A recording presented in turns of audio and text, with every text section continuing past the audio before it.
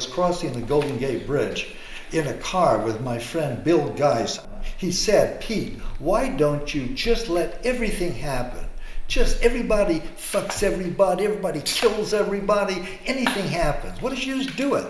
And I said, "Well, that's a good idea. Maybe I'll do it." So I bought some cardboard and proceeded immediately to do that.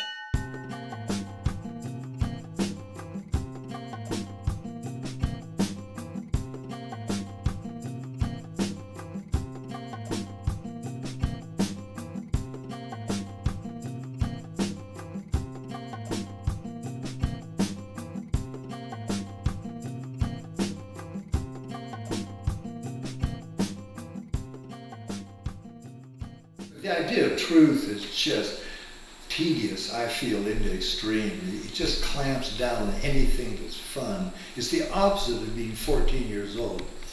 Truth is like a mature adult understanding of the way things are. Who needs it?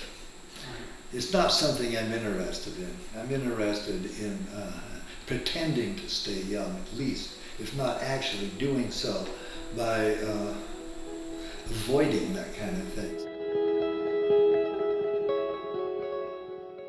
The result of misunderstanding is the most entertaining picture. To get as far as possible from the responsibilities of history painting, the way it was practiced in the 19th century and previously, which is so responsible to truth, which I'm really militantly against, because it's so stifling and dead and old person-like.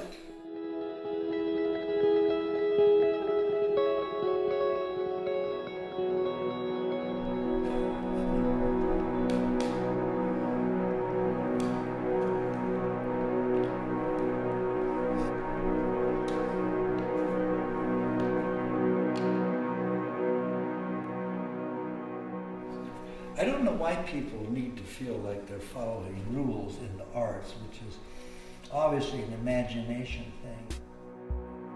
It's actually fun to make up imagery. Right. You got a head, and you say, well, what can we do now?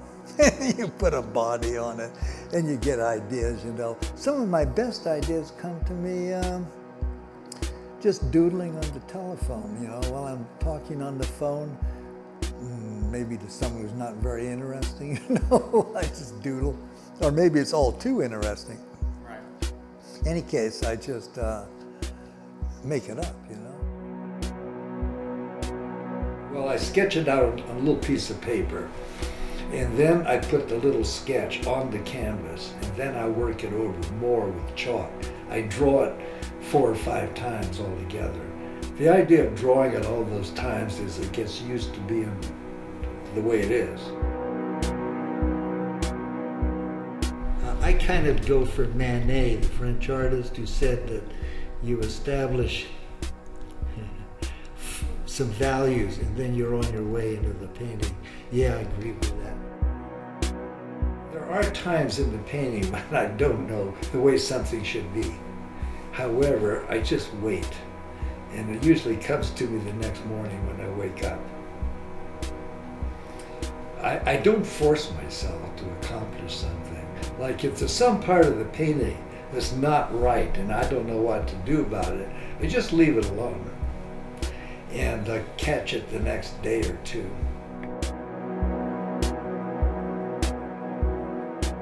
I was heavily advised to lead a useful life and try to work for a large corporation and try and be important, and I don't think I would have done very well. I think it would have been tragically misspent life.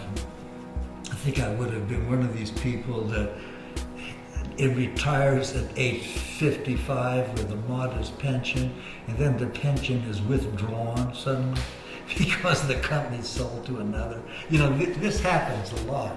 Sort of miserable, hopeless people, men 55 years old, returning to Walmart to do simple jobs like stacking cartons in the back. That's what I'd be doing.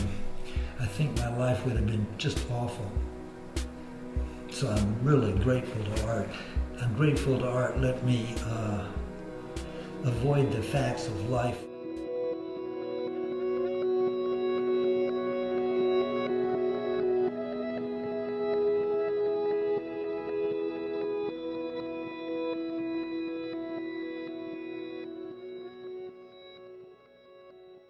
the hard part is getting the image, actually.